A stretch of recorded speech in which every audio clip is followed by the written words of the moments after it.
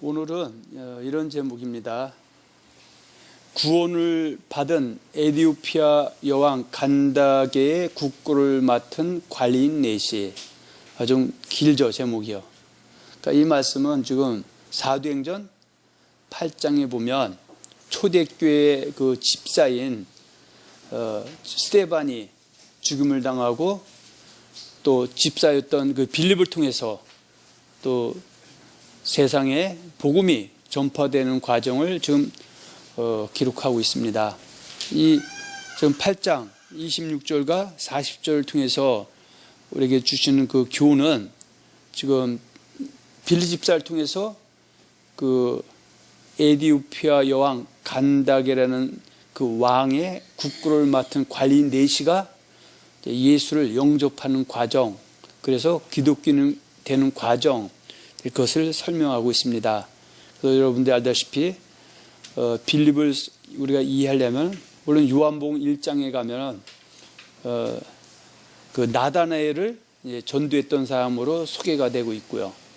그리고 또 초대교회 때 교회가 그 왕성해지기 시작하니까 그 당시에 그 사도들이 하나님의 말씀과 기도에 전념해야 되는데 오히려 구제에 빠지다 보니까 그 본문을 이뤘을 때 그들이 나중에 이제 사도들과 제자들이 서로 어떻게 해요? 내린 결론이 그 주의 종들은 하나님 말씀과 기도에 전무하고 구제 같은 부분은 그 성령이 충만한 사람들, 믿음이 충만한 집사들을 세워서 그것을 갖다가 맡기자. 그래서 세워졌던 그 7 집사 중에 한 사람이 빌립이죠.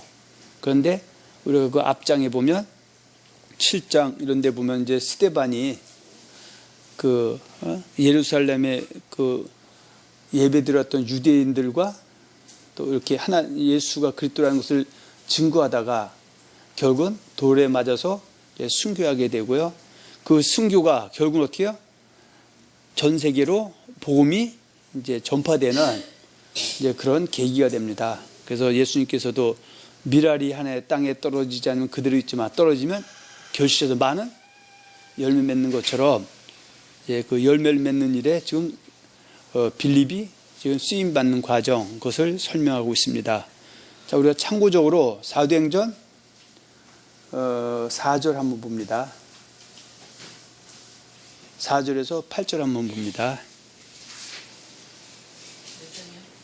사도행전 8장 4절에서 8절 한번 봅니다. 그 흩어진 사람들이 두루다니며 복음의 말씀을 전할세 빌립이 사마리아 성에 내려가 그리스도를 백성에게 전파하니 무리가 빌립의 말도 듣고 행하는 표적도 보고 한 마음으로 그가 하는 말을 따르더라. 많은 사람에게 붙었던 더러운 귀신들이 크게 소리를 지르며 나가고 또 많은 중풍병자와 못 걷는 사람이 나으니 그 성에 큰 기쁨이 있더라. 자, 12절 한번 또 봅니다. 빌립이 하나님 나라와 및 예수 그리스도의 이름에 관하여 전도함을 그들이 믿고 남녀가 다 세례를 받으니 시몬도 믿고 세례를 받은 후에 전심으로 빌립을 따라다니며 그 나타나는 표적과 큰 능력을 보고 놀라니라. 아멘. 자, 그러면서 오늘의 그 본문은 8장 26절에서 40절입니다. 한번 본문을 봅니다. 주의 사자가 빌립에게 말하여 이르되 일어나서 남쪽으로 향하여 예루살렘에서 가사로 내려가는 길까지 가라 하니 그 길은 광야라. 일어나 가서 보니 에디오피아 사람 곧 에디오피아의 여왕 간다게의 모든 국고를 맡은 관리인 넷이가 예배하러 예루살렘에 갔다가 돌아가는데 수레를 타고 선지자 이사야의 글을 읽더라. 성령이 빌립더러 이르시되 이 수레로 가까이 나아가라 하시거늘 빌립이 달려가서 선지자 이사야의 글 읽는 것을 듣고 말하되 읽는 것을 깨닫느냐 대답하되 지도해주는 사람이 없으니 어찌 깨달을 수 있느냐 하고 빌립을 청하여 수레에 올라 같이 앉으라 하니라. 읽는 성경 구절은 이것이니 일러스되 그가 도살자에게로 가는 양과 같이 끌려갔고 털 깎는 자 앞에 있는 어린 양이 조용함과 같이 그의 입을 열지 아니하였도다. 그가 굴욕을 당했을 때 공정한 재판도 받지 못하였으니 누가 그의 세대를 말하리요.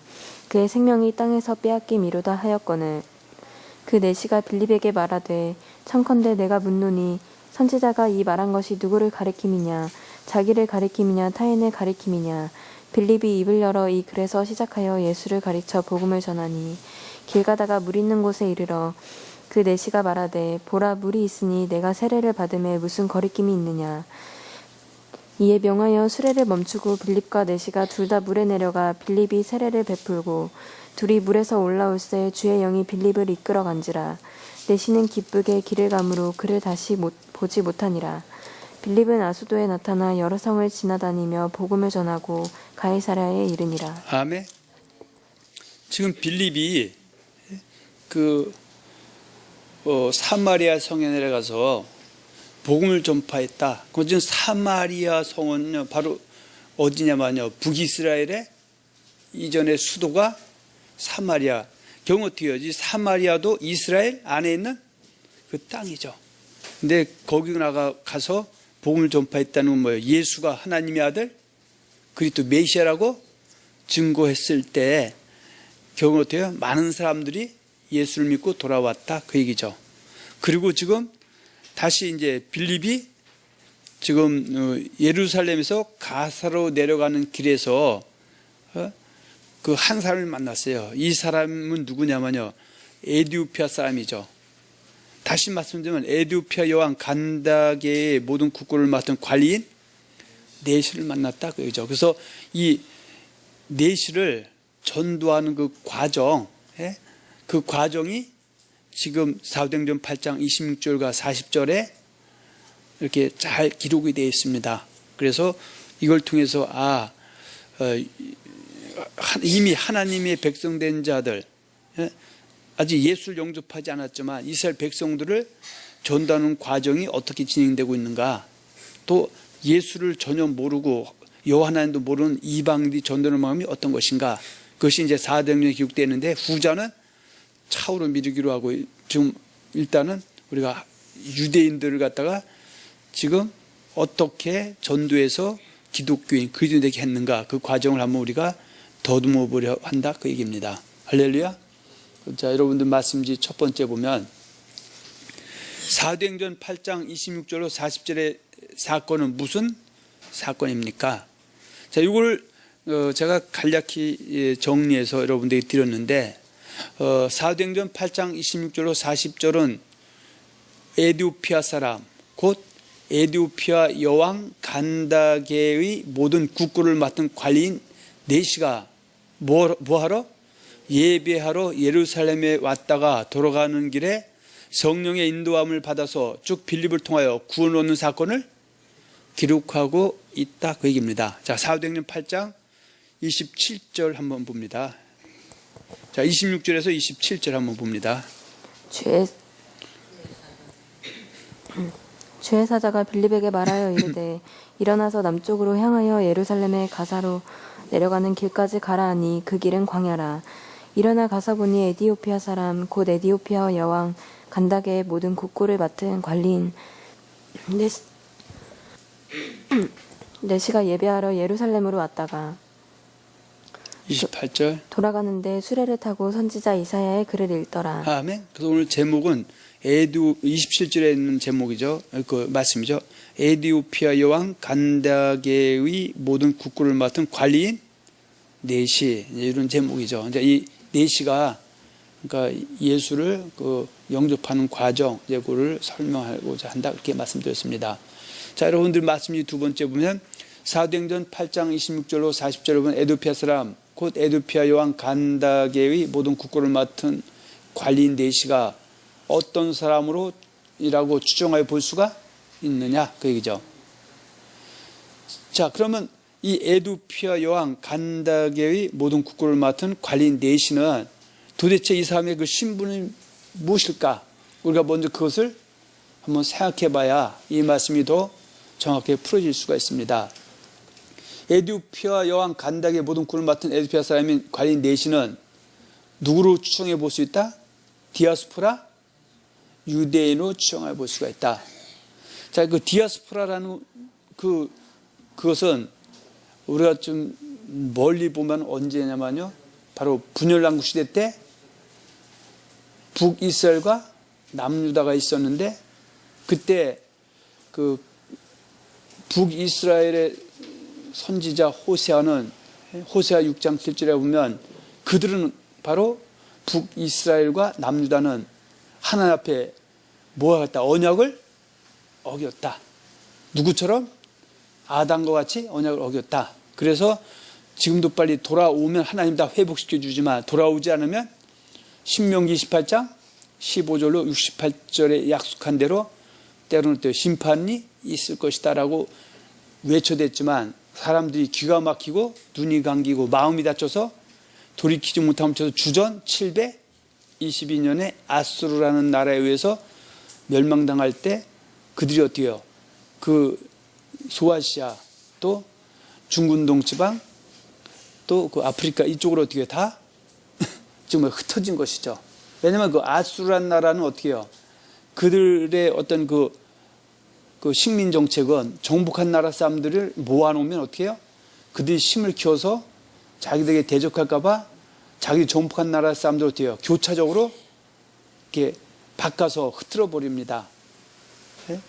뭐 이 사건은 우리나라가 그 일제 시대 때 저 간도나 이쪽으로 그 이민 갔던 사람들이 나중에 어떻게 해요? 그 소련에서 어떻게 해요? 저 다른 사할린이나 아니면 저 남쪽으로 그 이동시켰던 것들. 그래서 그 실제 그들이 있던 거주지에서 멀리 떠 살던 것과 같은 그런 맥락에서 이해를 하면 될 겁니다. 그래서 여기서 저 등장하는 이 내시는 그 디아스포라 유대인으로서 그 부모 우의 세대들이 어떻든 간에 에티오피아로 뭐 옮겨졌지만 이들은 여전히 누구 백성이다? 바로 여호와 하나님을 섬기는 할례자인 유대인들이기 때문에 그들은 항상 어때요? 그 먼 나라 이국 땅에 있어도 그 다니엘처럼 그들이 어때요? 또 그 직분적으로는 아주 중요한 그 나라의 중책을 맡고 있어도 누굴 믿고 있다? 여호와 하나님을 믿고 있기 때문에 이 사람이 지금 어디로 좀 오가고 있다? 예루살렘에 있는 여호와의 성전에 뭐하러 왔다? 예배하러 왔다가 돌아가는 길이다. 그렇게 얘기하고 있습니다. 물론 이따 보면 왜 이것이 중요한지에 대해서 설명을 하려고 하는 겁니다. 그래서 에티오피아 왕 간다기의 모든 국군을 맡은 에티오피아 사람인 관련 내시는 디아스포라 유대인을 추정해 볼 수가 있습니다. 그 근거로는 이 내시가 예루살렘에 뭘 드리러 왔다가 예배를 드리러 왔다가 돌아가는 길에 누구를 만났다? 빌립을 만나서 결국 어때요? 예수를 영접하는 과정. 어쩌면은 그 차원은 좀 다르지만 그 사도 바울이 다메섹으로 가서 예수님의 제자들을 옥에 가두고 죽이려다가 그 부활하신 예수를 만나고 회심한 사건과 이제 같은 맥락에서 우리 한번 또 생각해 볼 수가 있습니다. 자, 사도행전 8장 27절 다시 봅니다. 일어나 가서 보니 에디오피아 사람 곧 에디오피아의 여왕 간다게의 모든 국고를 맡은 관리인 내시가 예배하러 예루살렘에 왔다가 돌아가는데. 자, 그러면 이제 이 내시가 어디에 지금 왔다가 돌아가고 있습니까? 예루살렘에. 왜 예루살렘에 왔습니까? 뭐하러 왔다?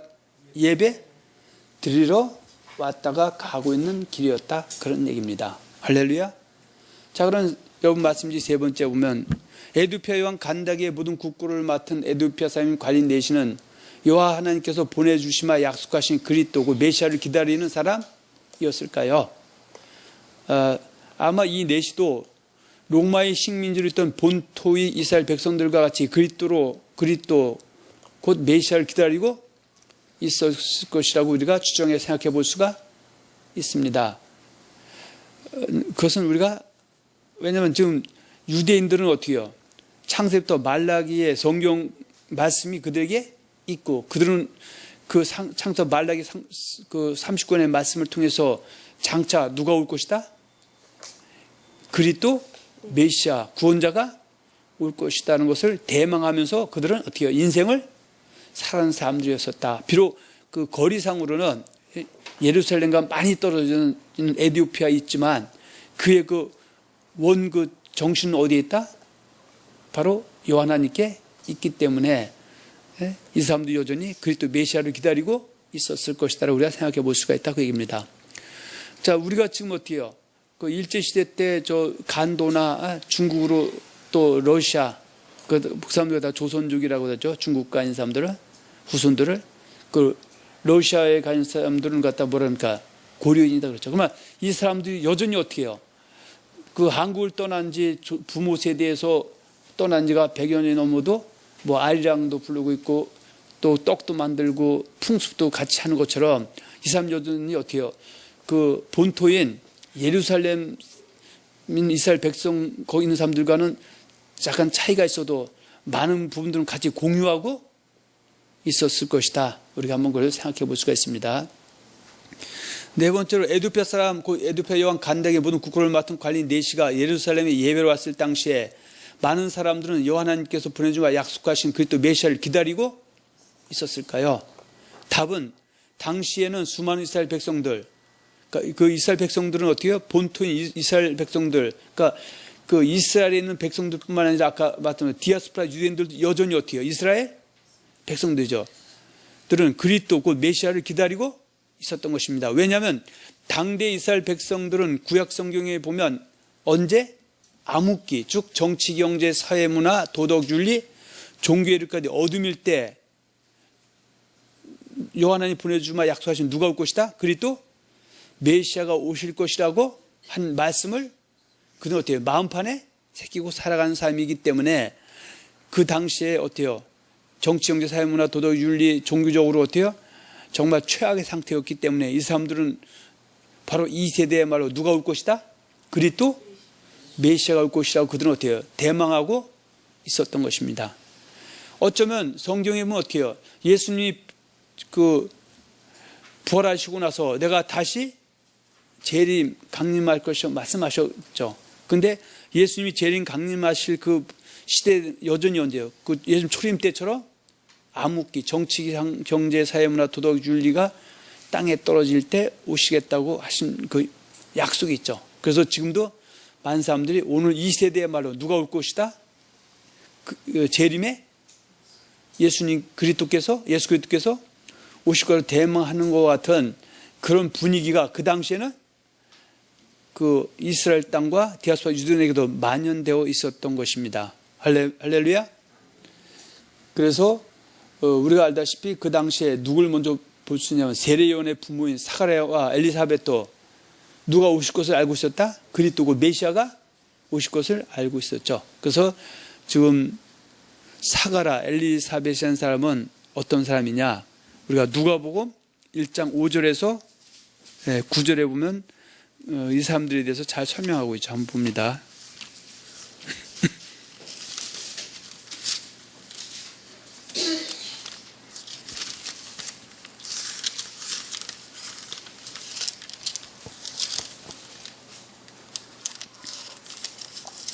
유대왕 헤롯 때에 아비야 반열에 제사장 한 사람이 있었으니 이름은 사가랴요 그의 아내는 아론의 자손이니 이름은 엘리사벳이라. 이 두 사람이 하나님 앞에 의인이니 주의 모든 계명과 규례대로 흠이 없이 행하더라. 아멘. 하나님께서는 결국 어떻게 해요? 이 아이가 없는 사가랴와 엘리사벳 의인 이들을 붙잡아서 결국 어떻게 해요?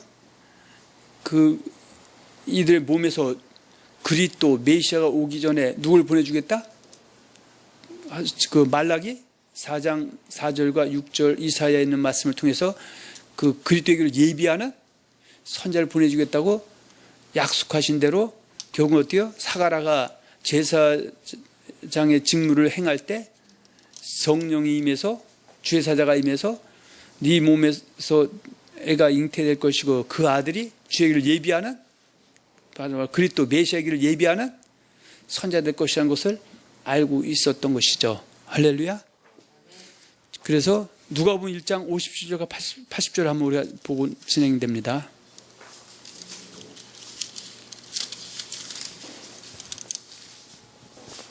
엘리사벳이 해산할 기한이 차서 아들을 낳으니 이웃과 친족이 주께서 그를 크게 긍휼히 여기심을 듣고 함께 즐거워하더라.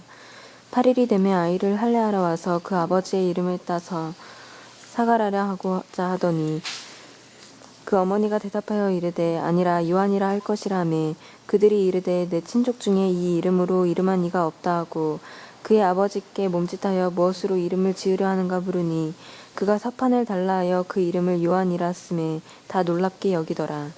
이에 그 입이 곧 열리고 혀가 풀리며 말을 하여 하나님을 찬송하니 그 근처에 사는 자가 다 두려워하고 이 모든 말이 온 유대 산골에 두루 퍼지매 듣는 사람이 다 이 말을 듣고 마음에 두며 이르되 이 아이가 장차 어찌 될까 하니 이는 주의 손이 그와 함께 하시니라. 자, 60절 그 붙인 사가라가 성령의 충만함을 받아 예언하 이르되 찬송하리로다. 주 이스라엘 하나님이여 그 백성을 돌보사 속량하시며 우리를 위하여 구원의 뿔을 그 종 다윗의 집에 일으키셨으니 이것은 주께서 예로부터 거룩한 선지자의 입으로 말씀하신 바와 같이 우리 원수에게서와 우리를 미워하는 모든 자의 손에서 구원하시니라. 우리 조상을 궁일히 여기시며 그 거룩한 언약을 기억하셨으니 곧 우리 조상 아브라함에게 하신 맹세라. 우리가 원수의 손에서 건지심을 받고 종신토록 주의 앞에서 성결과 의로 두려움이 없게 섬기게 하리라 하였도다. 이하여 내가 지극히 높으신 이의 선지자라 일컬음을 받고, 여기서 지극히 높으신 이의 선지자는 바로 그리스도의 앞에 길을 예비하는 선지자죠. 주 앞에 앞서가서 그 길을 준비하여 주의 백성에게 그 죄 사함으로 말미암은 구원을 알게 하리니 이는 우리 하나님의 궁율로 인함이라. 이로써 돋는 해가 위로부터 우리에게 임하여 어둠과 죽음의 그늘에 앉은 자에게 비치고 우리 발을 평강의 길로 인도하시려다 하니라. 그래서 지금 이미 어떻게요? 세례요한을 본 사가라도 이 사건에 대해서 이미 알고 있었던 것이죠. 그리고 세례요한도 많은 백성들에게 그리스도고 메시아가 오실 것을 선포하고 있는 것이 마태복음 3장 1절과 12절에 보면 나오죠. 한번 봅니다.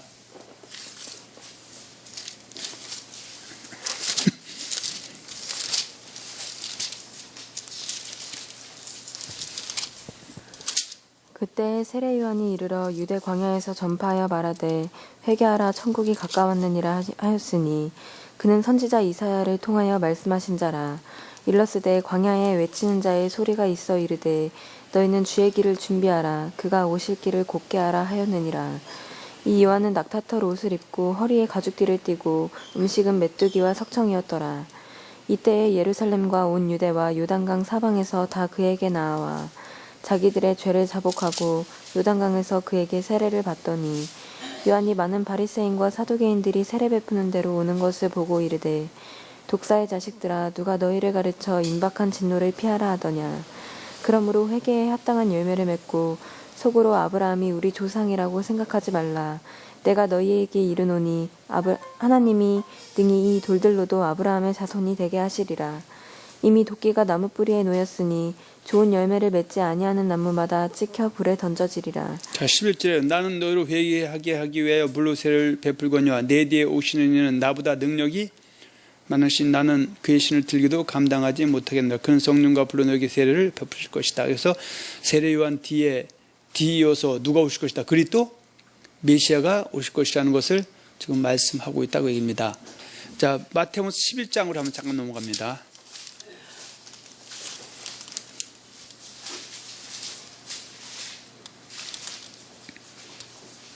자, 2절, 3절. 요한이 옥에서 그리스도께서 하신 일을 듣고 제자들을 보내어 예수께 여짜오되 오실 그이가 당신이 오니까 우리가 다른 일을 기다리오리이까. 예수께서 대답하여 이르시되 너희가 가서 듣고 보는 것을 요한에게 알리되 맹인이 보며 못 걷는 사람이 걸으며 나병 환자가 깨끗함을 받으며 못 듣는 자가 들으며 죽은 자가 살아나며 가난한 자에게 복음이 전파된다 하라. 누구든지 나로 말미암아 실족하지 아니하는 자는 복이 있도다 하시니라. 자, 이 말씀은요, 그 세례 요한이 지금 어떻게요? 그 마태복음 3장 1절과 12절에도 내 뒤에 오신 분이 그리스도 메시아라고 외쳤고요. 또 요한복음 1장에도 예수님을 갖다가 지목하면서 사람들에게 세상 죄를 지면서 하나님의 어린 양이다. 예수가 그리스도라고 지목해 놓고 지금 경우 어떻게 해요? 고난이 오니까 옥에 갇히게 되니까 믿음이 좀 흔들렸나 봐요. 그래서 그 자기 제자들을 갖다 누군테 보냈다? 그리스도이신 예수님께 보내서 뭐라고 얘기했냐면요. 자, 3절. 오실 그이가 당신 오니까 우리가 다른 일을 기다리오리까. 그건 이 얘기는 뭐예요? 그리스도 메시아가 지금 올 때라는 것을 이미 알고 있었고 예수를 그리스도 메시아로 지목했는데 고난이 오니까 다시 한번 확인하기 위해서 제자를 보내서 또 다른 그리스도 아닌 당신이 정확한 그리스도 맞냐? 이렇게 물어봤을 때 예수님이 내가 세례요한에게 단독적으로 그리스도다 얘기하지 않고 뭐라고 얘기하냐면요. 5절에 보면 맹인이 보며 못 걷는 사람이 걸으며 나병 환자가 깨끗함을 받으며 못 듣는 자가 들으며 죽은 자가 살아나며 가난한 자에게 복음이 전파된다 하라. 이 말씀은 이사야 61장이라는 이런 데 있는 그 메시아에 대한 예언이죠. 그러면 내가 그리스도 메시아라는 것을 확증이죠. 또 다른 얘기를 안 해도 이 얘기가 전해지면 누구는 세례 요한은 그게 맞구나 이렇게 이제 인식하게 되는 것이죠. 그래서 지금 유대인들하고 관계에 있어서는 성경 말씀 떠나서 전도 이런 방법도 사실은 이방인 전도하고는 약간의 차이가 있을 수 있기 때문에 우리가 지금 조금 이따 보겠지만 그 에디오피아 내시 관리 내시를 전도하는 과정도 결국 뭐예요? 성경 말씀을 깨닫게 함을 통해서 성령이 조명 주셨을 때 예수를 영접하는 그런 과정이 지금 기록되고 있다 그 얘기입니다. 자, 작은 번호 세 번째. 예루살렘에 살고는 시몬이라는 사람과 아셀 지파 비누엘의 딸 안나라는 손자도 그리스도 메시아가 오실 것을 믿고 기다리고 있었던 것이다. 특히 유대인들은 여자들은 특히 어떻게 해요? 자기 몸에서 누가 오실 것을 그리스도 메시아가 오실 것을 그들은 어떻게 해요? 많이 대망하고 있습니다. 근데 지금 그 당시에도 그 시몬이라는 그 의인의 사람, 이 선지자, 아셀 지파 비누엘의 딸 안나라는 선지자도 하나님이 그들에게 누구 줬어요? 감동을 주고갖고 이제 이 시대에 누가 올 것이다? 그리스도 메시아가 오실 것을 기다리고 있고 결국 어때요? 예수가 그때는 것을 나중에 이제 맞닥뜨리면서 나는 이제 세상 떠나도 여한이 없다. 이제 그런 내용이 누가복음 2장에 기록되고 있습니다. 한번 봅니다.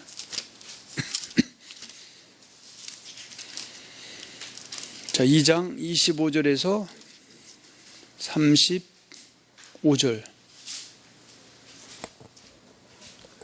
예루살렘에 시므온이라는 사람이 있으니 이 사람은 의롭고 경건하여 이스라엘의 위로를 기다리는 자라. 성령이 그 위에 계시더라.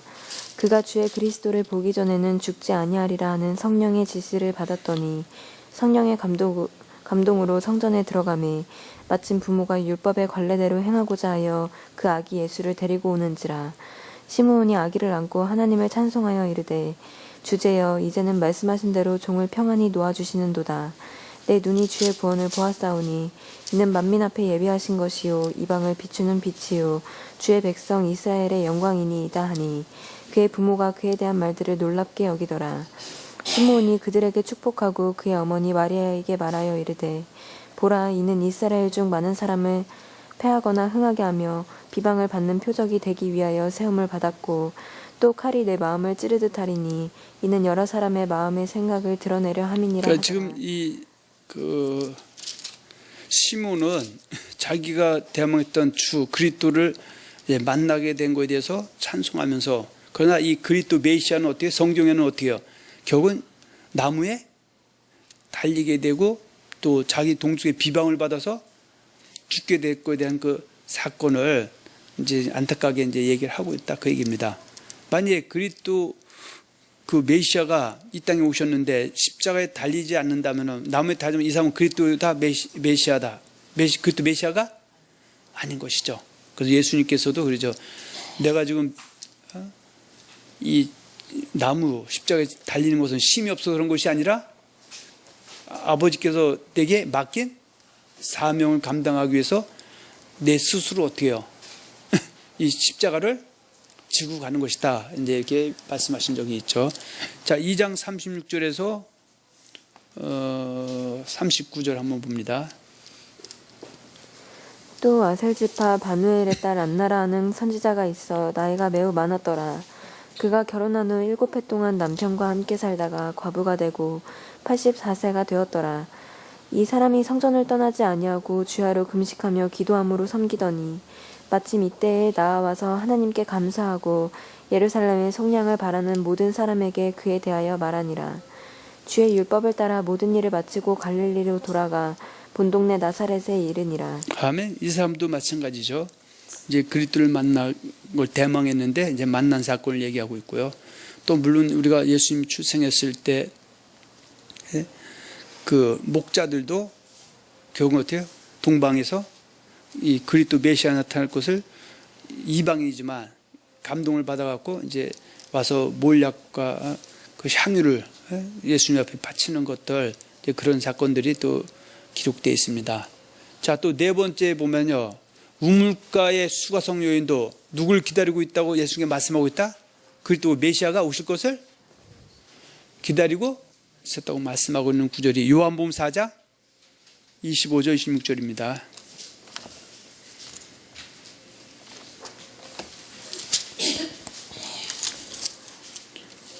여자가 이르되 메시아 곧 그리스도라 하는 이가 오실 줄을 내가 아노니 그가 오시면 모든 것을 우리에게 알려주시리이다. 예수께서 이르시되 내게 말하는 내가 그라 하시니라. 그러니까 지금 이 수가성 여인도 비록 어떻게 해요? 자기가 사마리아에는 그 수가성에 살고 있지만 여전히 어떻게 해요? 누굴 기다리고 있다? 그리스도 메시아를 기다리고 있죠. 우리가 빌립이 어떻게 해요? 누가 죽은 그 순교당한 후에 스데반이 순교당한 후에 사마리아를 가서 어떻게 해요? 전됐을 때 그 사마리아인 사람들도 지금 이 수가성 여인처럼 누굴 기다리고 있다? 그리스도 메시아를 기다리고 있었던 그런 세대였었다, 그 얘기입니다. 자, 39절에서 42절을 또 한번 참고적으로 봅니다. 여자의 말이 내가 행한 모든 것을 그가 내게 말하였다 증언하므로 그 동네 중에 많은 사마리아인이 예수를 믿는지라. 그러니까 여기서 그 동네에 많은 사마리아인이 예수를 믿고, 예수를 누구로 믿었다? 요한님께서 보내실 그리스도 메시아로 믿었다는 거죠. 영접했다고 하죠. 요한 1장 10절 14절 자기 땅에 오매 자기 백성이 영접지 아니하였으나 영접하는 자 곧 그 이름을 믿는 자 하나님의 자는 권세를 주셨으니 혈통으로나 육정으로나 사람의 뜻으로나 하나님께 난 자들. 결국은 이 사람들 이 안에 누가 역사다? 성령이 역사해서 결국은 어떻게 해요? 누가 전했을 때? 수가성 여인이 전했을 때. 그리고 그보다 더 좋은 거 예수님을 직접 만나보니까 그분의 나오는 언행이라든지 성경과 맞춰보니까 기다렸던 그분이 맞았기 때문에 그대로 예수를 영접하고 그리스도인이 돼서 믿는 사람이 많아졌다, 그렇게 얘기하는 겁니다. 40절. 사마리아인들이 예수께 와서 자기들과 함께 유하시기를 청하니 거기서 이틀을 유하심에 예수의 말씀으로 말미암아 믿는 자가 더욱 많아 그 여자에게 말하되 이제 우리가 믿는 것은 내 말로 인함이 아니니 이는 우리가 친히 듣고 그가 참으로 세상의 구주신 줄 알미라 하였더라. 아멘. 자, 그리고 우리가 다섯 번째 보면 누가 등장하냐면요, 그 요한의 아들. 그러니까 지금 요한이라 그래서 이름이 다 세례 요한도 있고, 세례 요한도 있고, 사도 요한도 있고. 근데 여기서 말하는 요한은 누구의 아버지 요한이다? 안드레와 베드로의 아버지 누구다? 요한이죠. 그러니까 요한의 아들 했을 때 요한의 아들 시모나 했을 때 베드로와 안드레를 얘기하는 거죠. 요한의 아들. 그러니까 즉 요한의 아들인 누구? 안드레와 베드로는 성경에 보면 요한복음에 누구의 제자로 기록되어 있다? 세례 요한의 제자죠. 그때 세례 요한이 이 안드레와 베드로에게 뭐라고 말씀하냐면요, 특히 이제 안드레에게 예수님을 보면서 세상 죄를 짊어지고 가는 하나님의 어린 양이다라고 표현한 것은 저분이 뭐예요? 우리가 요하나님께서 하나님의 경륜의 때 보내주마 약속하신 그리스도 메시아다. 그리고 이들은 이미 기다리고 있었는데 이 사람들이 어떻게 해요? 거기서 홀라당 누군테로 가버렸다? 예수의 제자로, 예수를 그리스도로 인정하고 제자로 편입되는 과정. 그때 누가 그 안드레의 형제, 그러니까 베드로와 안드레가 형인지 아우인지 그건 모르고, 그러니까 형제 그렇게 표현되어 있어요. 어쨌든 간에 안드레가 누굴 찾아가서 베드로를 찾아가 갖고 우리가 누굴 만났다? 우리가 이제까지 기다려왔던 누굴 만났다? 그리스도 메시아. 근데 그리스도 이 메시아는 어디에 기록된 그리스도 메시아다? 성경 39권 그것 다 모세율법과 선지자에 그래 예언된 그것도 메시아를 만났다 해서 이제 그들이 어때요? 예수를 영접하는 과정. 그러니까 이 얘기를 하는 거는 이 당대 이들은 다 누굴 기다리고 있는 거야? 그리스도 메시아를 기다리고 있었다. 이제 물론 이따 뒤에 가다 보면 말씀드리겠지만은 그만 그 당시에 여기저기 우후죽순으로 자기가 그리스도 메시아라고 하는, 그래서 그 어둠의 세계를 더욱 어둡게 만드는 누가 있었다? 거짓 그리스도들도 분명히 있었기 때문에 또 때는 사람들이 거짓 그리스도자가 실망해서 그 이수와 이야기에 나오는 양치기 소년처럼 때는 어때요? 지쳐있는 사람들도 있었던 것이 그 시대의 상황들이었을 것이다. 네, 그렇게 우리 얘기할 수가 있습니다. 할렐루야. 자, 요한복음 1장 한번 보면 돼. 1장 36절 42절.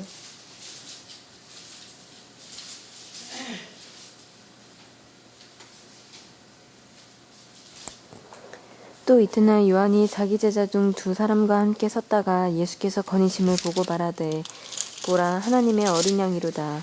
주 제자가 그의 말을 듣고 예수를 따르거늘 예수께서 돌이켜 그 따르는 것을 보시고 물어 이르시되 무엇을 구하느냐. 이르되 랍비여 어디 계시오니까 하니 랍비는 번역하면 선생이라. 예수께서 이르시되 와서 보라. 그러므로 그들이 가서 계신 데를 보고 그날 함께 거하니 때가 10시쯤 되었더라. 요한의 말을 듣고 예수를 따르는 두 사람 중에 하나는 시몬 베드로의 형제 안드레라. 그가 먼저 자기의 형제 시몬을 찾아 말하되 우리가 메시아를 만났다 하고, 메시아는 번역하면 그리스도라. 자, 우리가 누굴 만났다? 메시아를 만났다. 그러니까 메시아를 번역하면 뭐다? 그리스도 메시아는 뭐 같은 내용이죠. 한국말로는 구원자죠. 자, 42절. 데리고 예수께로 오니 예수께서 보시고 이르시되 내가 요한의 아들 시몬이니 장차 게바라 하리라 하시니라. 게바는 번역하면 베드로라. 아멘. 자, 그러면 지금 그 빌립이 그 에두피아 여왕 간다게의 국구를 맡은 관리인 네시를 만나서 그를 회심시켰는데, 그때 성령이 역사했는데, 그때 이 간다게 여왕의 그 관리인 네시는 지금 하나님 예수 여호와 하나님도 모르고 아무것도 모르는 생판 사람이었는가, 아니면은 그가 에디오피아에 거하고 있지만 그의 그 혈통은 누구였을 것이다? 이스라엘 떨어져 국적을 에디오피아 국적이지만 이스라엘 백성이었고, 그는 예루살렘에 예배하러 올 정도로 신실한 사람이었었고, 그에게는 어떻게 해요? 그리스도 메시아가 오실 거에 대한 그 뜨거움이 있었고, 그는 또 부유함이 있기 때문에 지금 성경도, 지금은 성경이 이렇게 흔하지만 옛날에는 어때요? 거의 정말 특수한 계층 소수 아니면 볼 수 없는 그 성경을 병거 타고 가면서 볼 수 있을 정도의 사람이었는데, 그때 이제 그 이사야를 성령을 통해서 빌립이 설명해 줌을 통해서 이가 그 여자를 무릎 꿇고 꼬꾸라져서 세례 침례받고 기독교인 되는 과정. 그 안에는 뭐가 있다? 성령의 인도하심과 성경의 가르침에 대한 깨우침이 있다, 그 얘기죠. 지금도 마찬가지입니다. 지금도 만일에 이스라엘 사람들, 예수를 그리스도 인정한 사람들을 전도할 때 예수가 그리스도다, 하나님의 아들이다, 봐라 마태복음 요한계시록 27권 봐봐라, 이렇게 하고 되는 부분이 아니라 그분도 뭘 해야 됐다. 마태복음 말라기에 있는 그 장차 그리스도 메시아라는 그 말씀들을 갖다 하나하나 뽑아서 그것이 성취된 사건을 그에게 설명했을 때 성령의 역사에 받아들이면 기독교인이 쉽게 될 수가 있는데, 아직은 때가 아니기 때문에 소수의 무리만 받아들이고 다수의 무리들은 여전히 예수 그리스도 인정하지 않는 그런 지금 시대지만, 이제 이 시대가 이제 무르익게 되면 그들도 나중에 어떻게 해요? 그들 70인 공예 같은 데서 인정만 하면 어떻게 다 한 번에 또 다른 그리스도 메시아가 되고 넘어올 수가 있는데, 그렇게 되면 세상 끝이 이제 진행이 될 것이다. 그런 예언들이 있습니다. 자, 에도피아 사람, 곧 에도피아 여왕 간다게 보는 국구를 맡은 관리 네시를 예수를 인도하였던 누가? 빌립의 친구인 나다나엘도 그리스도 메시아를 기다리고 있었다고 얘기죠. 좀 이제 복잡한데, 이 빌립이 예수를 그리스도로 받아들이고 나서 제일 먼저 한 것은 누구를 찾아갔어요? 자기 친구 자기 친구 나다나엘에게 찾아갔는데, 나다나엘은 뭐예요? 이방인이다. 이도 유대인이다. 이스라엘 백성이죠. 이도 여전히 누굴 기다리고 있다? 그리스도 메시아를 기다리고 있는데, 그러면 이 나다나엘은 성경에 더 능통할까요?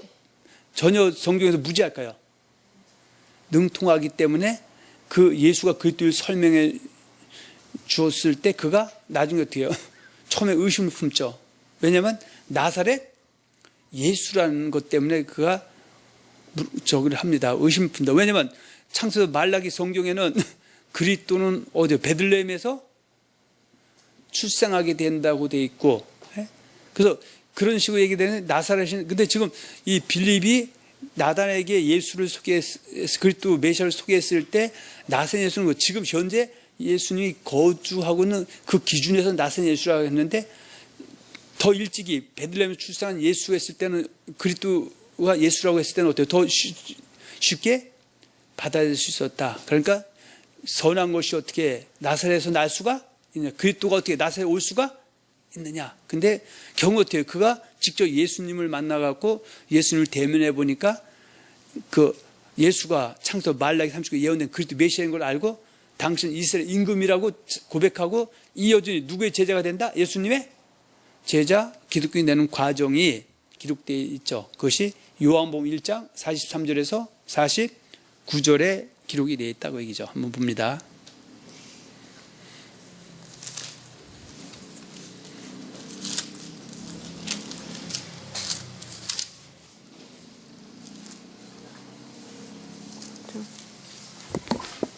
요한복음 1장 43절에서 49절.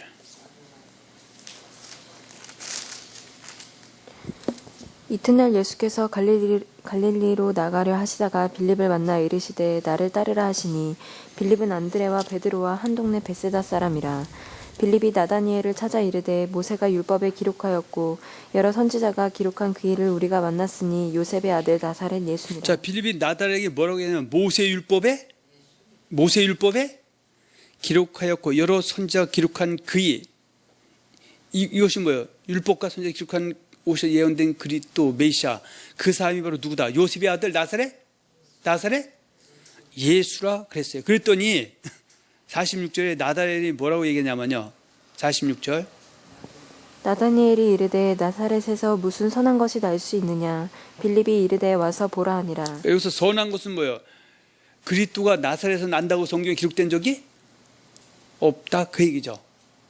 그러니까 지금 그 빌립이 어떻든 간에 그걸 일일이 설명하기에는 자기 지식이 짧았는지 모르지만, 일단 누굴 만나봐라? 예수께 와서 만나봐라 했을 때, 그때 어때요? 예수님이 자기를 다 꿰뚫어 보고 있고 그리스도 메시아라는 걸 알고 나서 그거는 결국 나중에 어떻게 되냐면 49절처럼 이런 고백을 하고 그의 제자로 편입이 됩니다. 49절.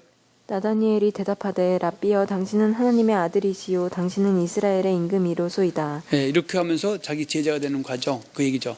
제가 지금 왜 갑자기 빌립을 얘기하고 에디오피아 내시, 에디오피아 여왕 간다기 꿀 맡은 관리인 내시가 예수를 영접한 과정을 얘기하자면, 이 과정을 알아야 성령이 그 말씀을 전하는 빌립과 그 사람의 마음을 조명했을 때 그가 전도가 돼서 기독교인 된 과정이다, 이걸 설명할 수 있다, 그 얘기입니다. 그리고 그 당시는 모두가 다 그런 분위기에 쌓여 있었던 것이다, 그 얘기입니다.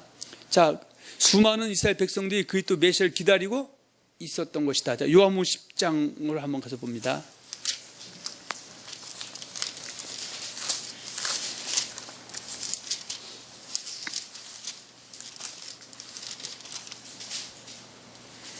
자, 10장 22절부터 한번 봅니다. 26절까지. 예루살렘의 수전절이 이르니 때는 겨울이라. 예수께서 성전한 솔로몬 행각에 거니시니 유대인들이 애워싸고 이르되 당신이 언제까지나 우리 마음을 이육하게 하려 하나이까. 그리스도이면 밝히 말씀하소서. 자, 지금 많은 사람들이 예수님한테 뭐래요? 그리스도면 밝히? 예수님 당신이 그때 밝히? 근데 말씀에도 결국 이들이 믿지는 않았지만 어떻게 해요?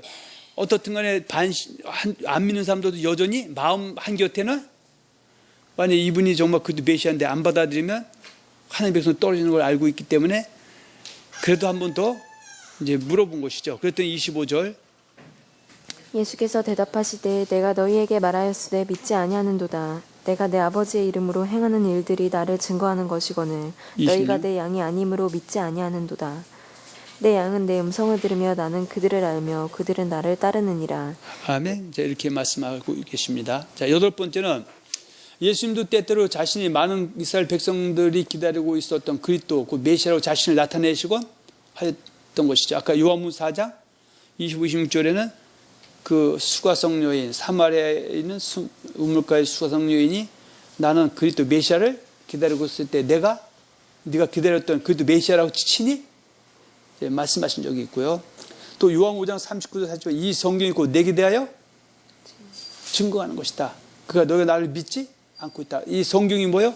창세부터 말라기에는 모세고 선지자의 그 안에서 우리 예언 그리스도 메시아 그 증거하는 사람이 바로 누구다. 나라고 얘기했음에도 불구하고 어떤 사람은 받아들이고 어떤 사람은 오히려 받아들이지 않고 예수를 내치고 있는 상황. 근데 성경은 어때요? 자기 동족들이 모두가 예수를 그때 받아들였다면 예수는 그리스도 메시아도 아니다. 아니죠. 모세를 보고 선지자에게는 자기 동족들에게 어떻게 버림을 당하게 되고 또 한 걸음 더 나가서 자기의 그 친제자에 의해서 은 30냥에 팔릴 것이다 라고 돼 있기 때문에 만약 그런 일이 없었다면 예수는 그리스도 메시아가 맞다 안 맞다? 안 맞는 것이다 그 얘기죠. 근데 예수님께서 내가 그리스도 메시아인 것을 성경을 통해서 여기서만 성경은 창세기 말라 39권의 말씀 통해서 친히 말씀해줘도 귀가 닫히고 눈이 감기고 마음이 든 사람들은 어떻게 해요? 받아들이지 않고 도리어 예수를 나무 십자가에 다는 그런 메시아를 버리는 죽이는 글에 동참한 사람들이 나타나고 있다 그런 얘기입니다. 할렐루야. 자, 그럼 예수님이 자신을 나타내는 그 모습들은 여러 가지인데 그 중에 한 가지는 뭐예요? 이적과 기적과 표적을 통해서도 나타나죠. 아까 누구한테 얘기했습니까? 그 요한의 제자들이 요한이 옥에 갇혔을 때 예수께서 와서 당신이 그리스도는 말씀하시옵소서. 그러니까 또 우리가 또 다른 그들 기다려야 되니까 예수님이 말씀하시고 이사야 61장에 있는 그 말씀 내가 병 고치고 귀신 쫓아내고 벙어리 입 열고 또 소경의 눈을 띄우고 그것을 이미 어때요? 그리스도가 오시면 이런 일이 일어난다고 예언되어 있기 때문에 그 말 한마디를 가지고 예수를 영접하게 되는 과정의 역사다. 그래서 말씀과 유대인에게는 어떻게 해요? 이적 표적을 통해서 예수를 믿게 한다. 물론 요한복음 20장 30절 예수께서 이 책에 기록되지 않은 다른 표적도 많이 행하셨으나 오직 이것을 기록하면 너를 예수께서 하나님의 아들 그리스도이심을 믿게 하고 또 그 이름을 심어 생명을 얻게 하라 하십니다. 말씀하신 것처럼 물론 그 얘기의 근본적인 바탕은 이제 부활이지만 부활 이전의 모든 사건들도 결국 예수를 그리스도 인정하게 하고 받아들이게 하는 하나의 그 어떤 그 과정에 있는 어떤 그 뭐랄까 소스랄까 그렇게 우리가 볼 수 있다 그런 얘기입니다. 할렐루야. 예수님께서 마태복음 24장 누가복음 24장 44, 48절에도 계속 뭘 얘기하니까 구약의 39권의 말씀 모세율법과 시편에 그리스도 매단 기록된 글과 선지자의 글을 가지고 일관되게 계속 어떻게 해요? 그 유대인에게 전도할 때 이 말씀을 가지고 전도가 되어져야 된다 이렇게 말씀하고 있습니다. 자, 큰 다섯 번째입니다.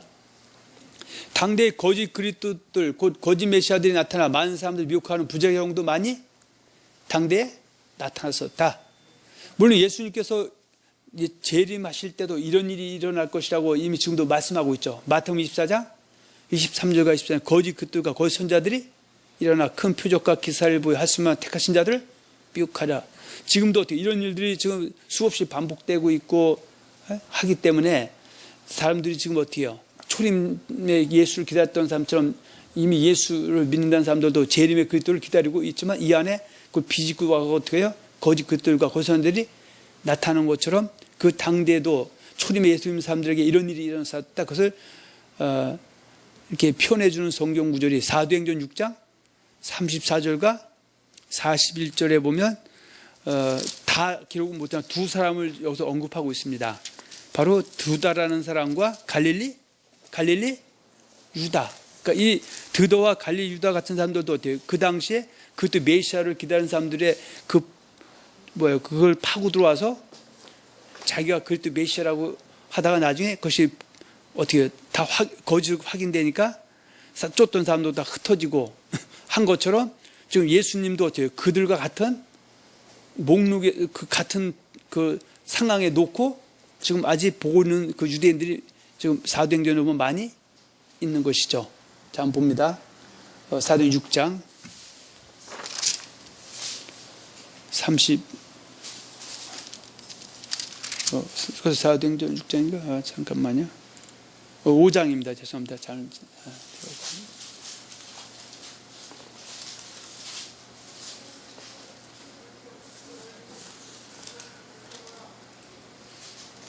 5장 34절에서 41절. 그러나 나는 사람에게서 증언을 취하지 아니하노라. 다만 이 말을 하는 것은 너희로 구원을 받게 하려 함이니라. 요한은 켜서 비추이는 등불이라. 너희가 한때 그 빛에 즐거이 있기를 원하였거니와 내게는 요한의 증거보다 더 큰 증거가 있으니 아버지께서 내게 주사 이루게 하시는 역사 곧 내가 하는 그 역사가 아버지께서 나를 5장 사도행전 5장 34절에서 41절입니다. 바리새인 가말리엘은 율법 교사로 모든 백성에게 존경을 받는 자라. 공회 중에 일어나 명하여 사도들을 잠깐 밖에 나가게 하고 말하되 이스라엘 사람들아 너희가 이 사람들에게 대하여 어떻게 하려는지 조심하라. 이전에 드다가 일어나 스스로 선전하매 사람이 약 400명이나 따르더니 그가 죽임을 당함에 따르던 모든 사람들이 흩어져 없어졌고 그 후 호적할 때에 갈릴리의 유다가 일어나 백성을 깨어 따르게 하다가 그도 망한즉 따르던 모든 사람들이 흩어졌느니라. 지금 드다라는 사람도 자기가 그리스도 메시아라고 주장하다가 죽임당했는데 이 근거가 어디냐? 신명기 18장 15절과 20절에 보면은 나중에 장차 그리스도가 나타나서 거기 그들을 죽이라고 돼 있죠. 근데 지금 문제는 이 사람들이 이 드다나 갈릴리 유다처럼 예수님을 어떻게 해요? 그리스도 메시아 인정하자고 똑같은 맥락에 놓고 지금 이제 이렇게 예수를 십자가에 못 박아 달아 죽였던 그 사건이죠. 자, 그 사건이 이제 신명기 18장 15, 20절에 있고 사도행전 3장 22절과 26절에도 지금 사도 베드로인가요? 베드로가 이 말씀을 언급하고 있는데 한번 보고 갑니다. 3장 22, 26절. 모세가 말하되 주 하나님이 너희를 위하여 너희 형제 가운데서 나 같은 선지자 하나를 세울 것이니 너희가 무엇이든지 그의 모든 말을 들을 것이니라. 누구든지 그 선지자의 말을 듣지 아니하는 자는 백성 중에서 멸망받으리라 하였고 또한 사무엘 때부터 이어 말한 모든 선지자도 이때를 가리켜 말하였느니라. 너희는 선지자들의 자손이요 또 하나님이 너희 조상과 더불어 세우신 언약의 자손이라. 아브라함에게 이르기를 땅 위의 모든 족속이 너희 씨로 말미암아 복을 받으리라 하셨으니 하나님이 그 종을 세워 복 주시려고 너희에게 먼저 보내사 너희로 하여금 돌이켜 각각 그 악함을 버리게 그래서 지금 하시니라. 신명기 18장 15, 20절에 보면 그 선지자 거기서 이제 그리스도 메시아가 오시게 될 때 그 말을 듣지 않은 자는 망하게 된다고 말씀하고 있고 또 거짓 그리스도들은 죽이라고 되어 있다 그 얘기죠. 근데 지금 이스라엘 백성들이 예수를 거짓 그리스도로 지금 정죄해서 죽여서 십자가에 달아 죽였는데 그 예수를 전하는 사람들을 지금 어떻게 해요? 아까 사도행전 그 5장에서 잡아놨을 때 그때 등장하는 바리새인 가멜 율법 교사 그가 이거에 지금 예수가 그리스도 아니면은 저절로 없어질 것이다. 괜히 그거 건드렸다가 드다나 갈유다도 결국은 나중에 없어져서 죽임당하고 다 흩어지고 끝났는데 근데 만일 진짜라면 이건 우리는 큰일이다. 예? 이제 그 얘기를 하는 게 지금 사도행전 5장 36절에서 지금 37절에서 말씀하고 있는 내용이다. 그 얘기입니다. 자, 여섯 번째, 이스라엘 백성들에게 예수가 여호와하나님께 보낸 주마 약속한 그리스도 메시아심을 전하는 방법에는 여러 가지가 있는데 그 중에 한 방법은 뭐예요? 성경의 말씀을 통해서 예수가 그리스도를 증거해 주는 것이고 또 한 번은 이적과 기적과 표적을 통해서 지금 연결해 주는 것이다.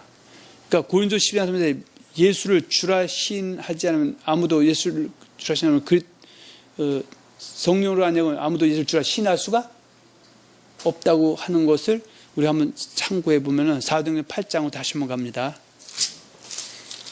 8장 29절 한번 보세요. 성령이 빌립더러 이르시되 이 수레로 가까이 나아가라 하시거늘 빌립이 달려가서 선지자 이사야의 글 읽는 것을 듣고 말하되. 지금 성령이 누구에게? 빌립에게 지금 수레로 가까이 가라. 그래서 결국 어떻게 해요? 그 에두피아 여왕 간다게의 국구를 맡은 그 관리인 네시를 지금 어떻게 해요? 그가 읽는 책을 거기에 나오는 이사야의 그 말씀을 깨닫게 해줬을 때 그 안에 누가 역사다? 성령이 역사해줘서 그가 예수를 영접하게 된다. 이건 뭐 맥락이 같으냐면요. 요한복음 1장 10절 13절에 자기 땅에 오매 자기 백성이 영접지 아니하였으나 영접하는 자 곧 그 이름 믿는 자들에게는 하나님 자녀가 된 권세 이는 혈통으로나 육정으로나 사람의 뜻으로 나뉘고 함께 난 자들 성령을 통해서 난 사람에게 이 말씀이 깨달게 돼서 예수를 영접하게 된다. 뭐 그런 얘기죠. 그러면 여기서 나오는 지금 사도행전 8장에 보면 그 30절 빌립이 달려가서 선지자 이사야의 글 읽는 것을 듣고 말하되 읽는 것을 깨닫느냐 대답하되 지도해 주는 사람이 없으니 어찌 깨달을 수 있느냐 하고 빌립을 청하여 수레에 올라가 같이 앉으라 하니라. 읽는 성경 구절은 이것이니 이것이 뭐냐면 이사야 53장 7절과 9절에 있는 내용이죠. 그가 도살자에게로 가는 양과 같이 이끌려갔고 털 깎는 자 앞에 있는 어린 양이 조용한 것 같이 그의 입을 열지 아니하였도다. 그가 굴욕을 당했을 때 공정한 재판도 받지 못하였으니 누가 그의 세대를 말하리요. 그의 생명이 땅에서 빼앗김이로다 하였거늘 그 네시가 빌립에게 말하되 청컨대 내가 묻는 선지자가 이 말한 것 앞에 32절에 있는 그 말한 것 33절에 말한 것이 누구를 가리키느냐? 자기 그러니까 이사야 자신에 대한 얘기냐?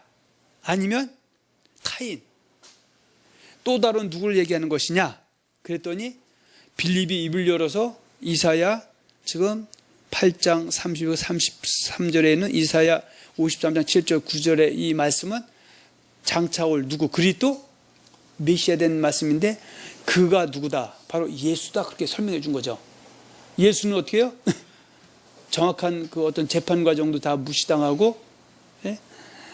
또 아무리 얘기해도 사람 들어주지 않고 예수를 결국 또 십자가에 못 박았던 사건 그 사건에 대해서 이 에두피아 네시는 이미 들어서 알고 있다 모르고 있다 알고 있죠. 왜냐하면 그는 유대인이기 때문에 이스라엘 백성이기 때문에 에두피아에서도 예루살렘하고 교류가 있을 것이고 또 설령 지금도 어떻게 어디 갔다 돌아가는 길이다?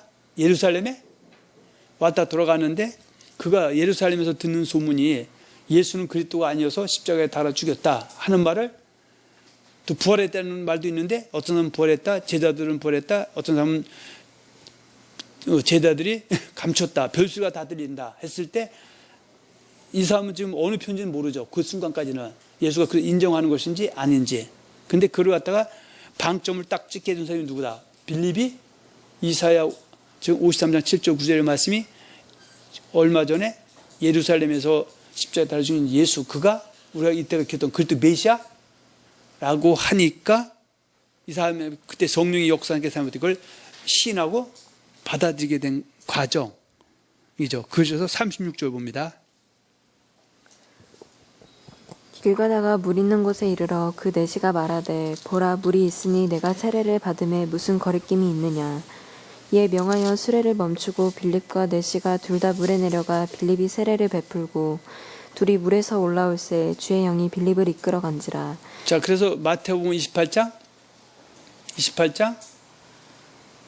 19절에서 20절에 보면 그러므로 너희는 가서 모든 민족으로 제자를 삼아 아버지와 아들과 성령의 이름으로 세례를 베풀고 내가 너희에게 분반을 가르쳐서 지키게 하라. 그러면 지금 이 빌립을 통해서 예수 그리스도 받아들인 이 그 내시는 어떻게 해요? 자기는 이제 또 다른 그도 메시아가 되고 이분이 나의 구주로 인정했기 때문에 여기서 그러니까 요즘 침례가 맞냐 세례가 맞냐 뭐 따지면 우리는 그보다 더 중요한 거는 뭐 세례나 침례나 뭐 더 큰 차이는 없지만 이왕이면 침례를 주면 더 어떻게 좀 더 다른 각도에서 또 느껴질 수 있습니다. 왜냐하면 이전에 나는 물속에 들어갔다 나오면서 죽고 새로운 모습으로 이제 하나님의 백성으로 거듭났다 이제 그런 표현이기 때문에. 근데 어떻든 간에 지금 이 내시는 뭐예요? 뭘 받았다?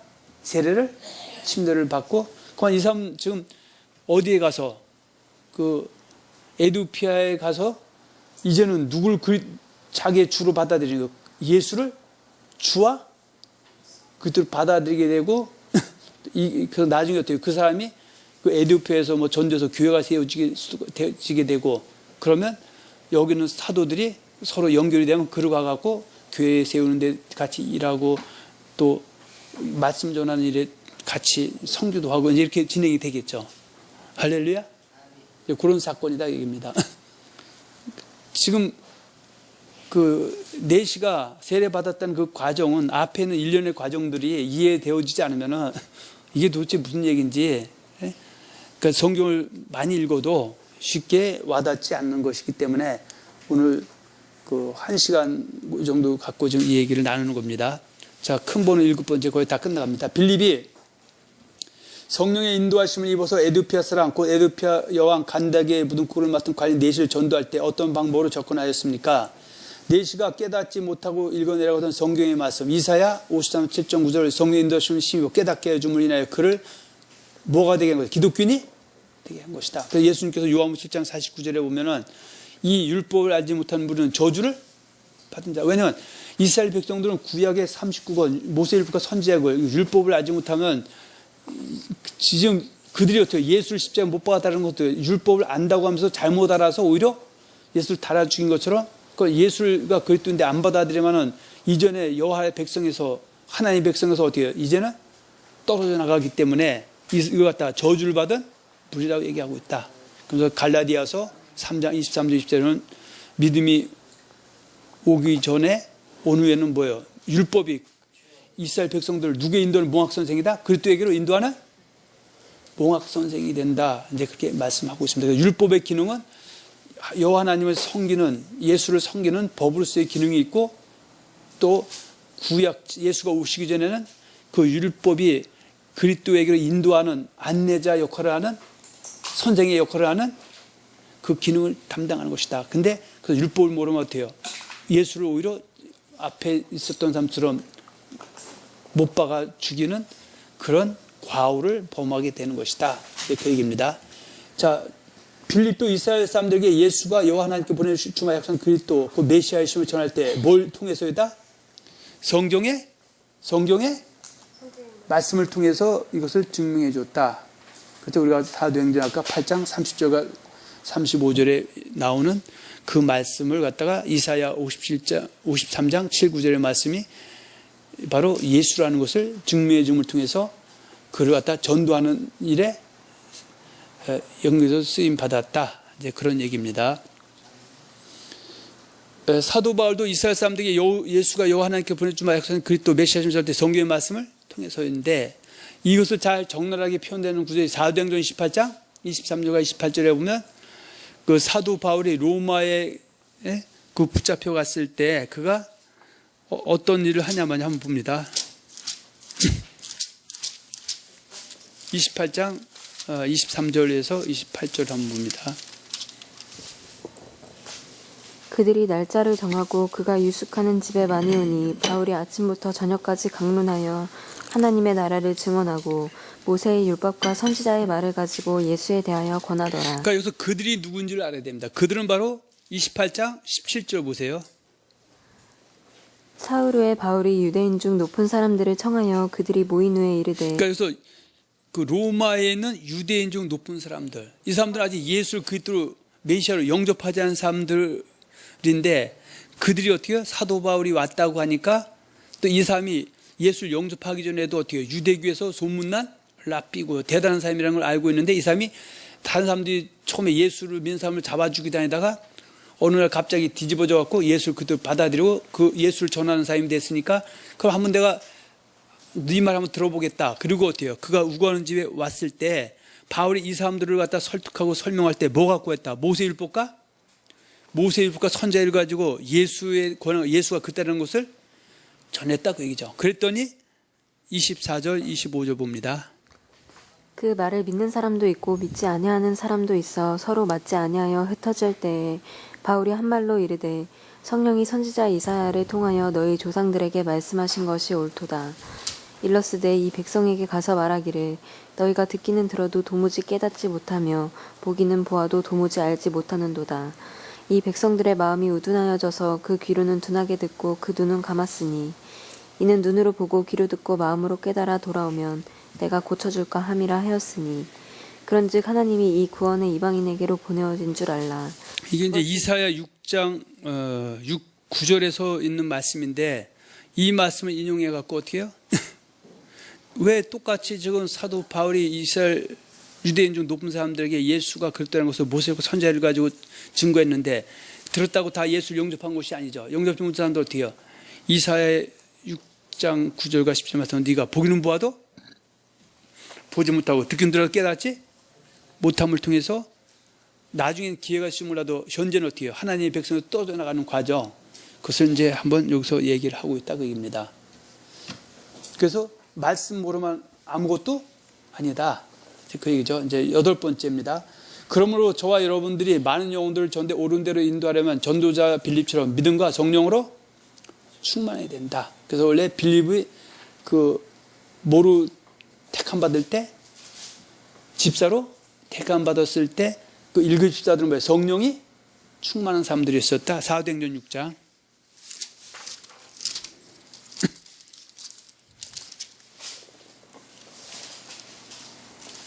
자, 5절에서 7절 봅니다. 온 무리가 이 말을 기뻐하여 믿음과 성령이 충만한 사람 스데반과 또 빌립과 부르고로와 니가노르와 디몬과 바메나와 유대교에 입교했던 안디옥 사람 니골라를 택하여 사도들 앞에 세우니 사도들이 기도하고 그들에게 자, 안수하니라. 이들은 뭐 믿음과 성령이 충만한 삶이었었다. 그래서 우리도 성령이 충만한 삶이 되면, 믿음이 충만한 삶이 되면 빌립처럼 전도자, 능력인 전도자로서 열심히 일을 할 수 있다. 그래서 특히 말씀과 기도로 깨어 있어야 된다. 그 디모데 4장 5절에 하나님 말씀과 기도 거룩해지는데 깨어있는 것은 거룩하게 사는 것이고, 거룩한 것은 기도생활 게을리하지 않는 것이고, 또 죄를 짓지 않고 말씀대로 회개해서 돌이키는 것이다. 그래서 누가복음 21장 34절 36절에 보면 너희는 스스로 조심하라. 그렇지 않은 방탕과 술 취함과 생활의 염려로 마음이 둔하여지고 뜻밖의 그날이 덕과 지나게 임하라. 이런 모든 장차 올 이 모든 일 능히 피하고 인자 앞에서 항상 기도하며 깨어있으라 말씀하셨고요. 고린도서 15장 33절 3절 속지 말라. 악한 동무들은 선한 것을 들으며 깨어 일어나고 죄를 짓지 말라.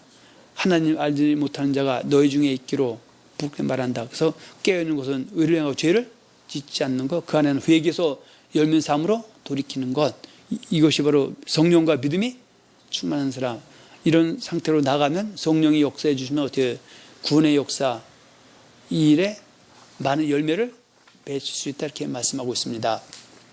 뿐만 아니라 이스라엘 백성들을 전도하려면 무엇보다도 성경에 능통한 하나님의 백성이 되어야 된다.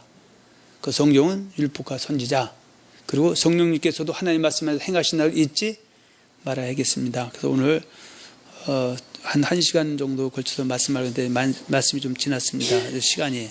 그래서 오늘 이 에디오피아 넷이 그 간다게 여왕 간다게 국구 맡은 그 관리인 넷이가 빌립을 통해서 예수 그리스도를 받아들이는 과정. 이 사람은 이방인이나 유대인이기 때문에 그는 예수는 예배로 가고 있고 그 손에 이사야의 말씀이 들려져 있고 이사야의 말씀에 있는 이사야 53장 7절 9절의 말씀을 깨닫지 못할 때 깨닫게 해줌을 통해서 그가 그리스도 메시아가 바로 예수라는 걸 증명을 통해서 그가 예수를 받아들이게 된 사건, 그 사건에서 우리가 지금 1시간 넘어 걸쳐서 말씀을 나눴습니다. 그래서 일단은 뭘 알아야 또 신앙생활도 또 성경 읽어도 또 일단 우리가 좀 영의 만족도 느끼고 또 심도 부여받는 줄 믿습니다. 그래서 오늘 말씀 듣고 있는 저와 여러분들이 빌립처럼 이렇게 성령과 믿음이 충만한 전도자가 돼서 교회를 든든히 하고 또 많은 어른들을 인도하는데 귀신 받는 복된 자들 되시기를 예수의 이름으로 축원하며 축복합니다.